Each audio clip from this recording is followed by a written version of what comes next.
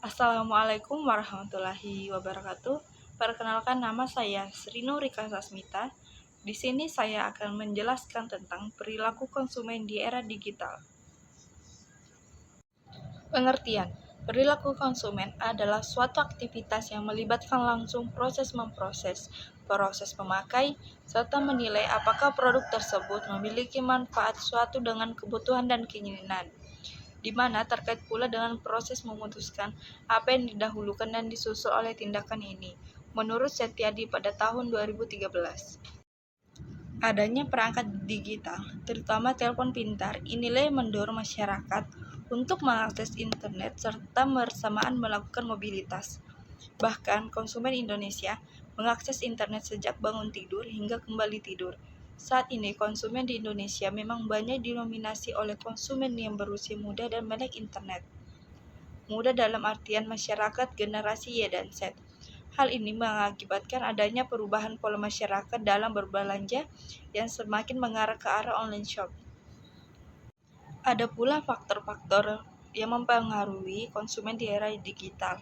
Yang pertama ada menentukan harga jual yang sesuai dengan kualitas, dapat bersaing, sesuai harga pasar akan dengan mudah diterima oleh konsumen. Yang kedua, menampilkan gambar yang menarik, perhatian dari segi warna, tulisan yang mudah dimengerti, serta relevan dan realistis terhadap produk, maka akan lebih mudah dicerna oleh konsumen.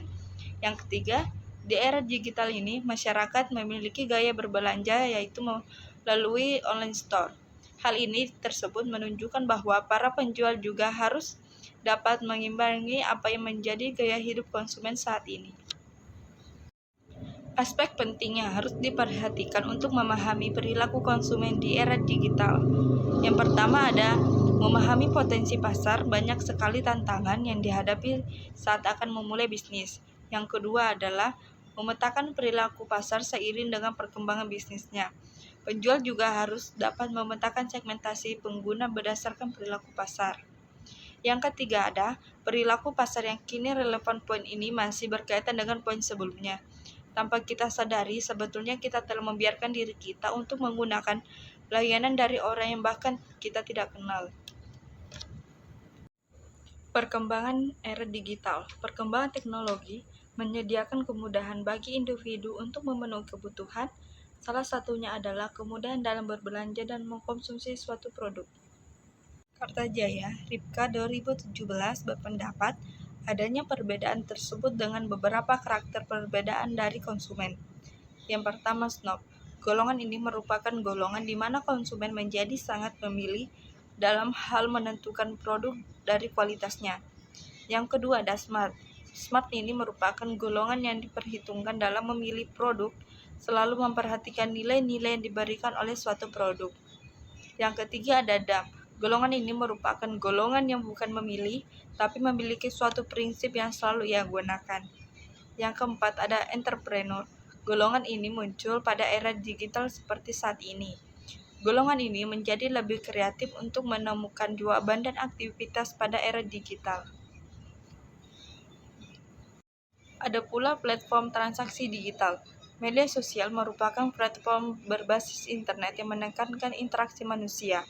Perpaduan blog, komunitas konten, situs jejaring sosial, dunia game virtual merupakan jenis media sosial.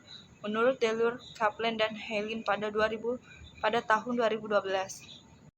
Manfaat media sosial sebagai sarana iklan merupakan hal yang menguntungkan bagi perusahaan. Jenis pemasaran digital mengelola citra merek di berbagai media sosial adalah seperti Twitter, Facebook, Pinterest, Like, dan banyak lainnya. Perilaku konsumen di era digital. Perubahan perilaku konsumen di digital Indonesia sebagai akibat dari dinamisnya dunia digital menuntut para pemasar untuk cepat beradaptasi, berbenah diri, kreatif dalam mengelola konten, serta konsisten berkomunikasi memulai sarana digital, dan hal tersebut telah sedang dijalani saat ini. Terdapat 5 perbandingan antara zaman dahulu dan zaman sekarang, yaitu ada pencarian, pemilihan, pembelian, penggunaan, dan pengevaluasian. Dampak revolusi digital terhadap perilaku konsumen yaitu konsumen memiliki power atau kekuatan yang lebih besar dari sebelumnya. Kedua, konsumen memiliki akses informasi yang lebih besar daripada sebelumnya. Yang ketiga, ada pertukaran antara marketer dan pelanggan meningkatkan interaksi langsung antara kedua belah pihak. Studi kasus. Penelitian yang dilakukan oleh Harahap dan Amana pada tahun 2018 yang meneliti tentang perilaku belanja online di Indonesia dengan metode studi kasus.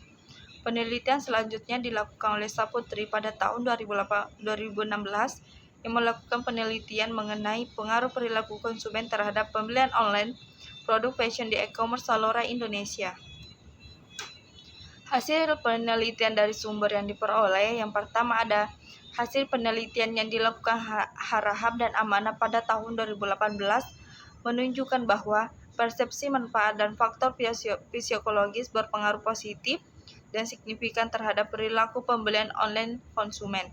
Faktor persepsi risiko berpengaruh negatif terhadap perilaku konsumen terhadap pembelian online. Pilihan merek, pilihan penyalur, waktu pembelian, jumlah pembelian, dan metode pembayaran. Hasil tersebut membuktikan bahwa para konsumen percaya pada Zalora Indonesia sebagai keputusan pembeliannya dalam berbelanja secara online yang memberikan banyak kemudahan. Sekian presentasi dari saya, kurang lebihnya mohon dimaafkan. Saya akhiri. Wassalamualaikum warahmatullahi wabarakatuh.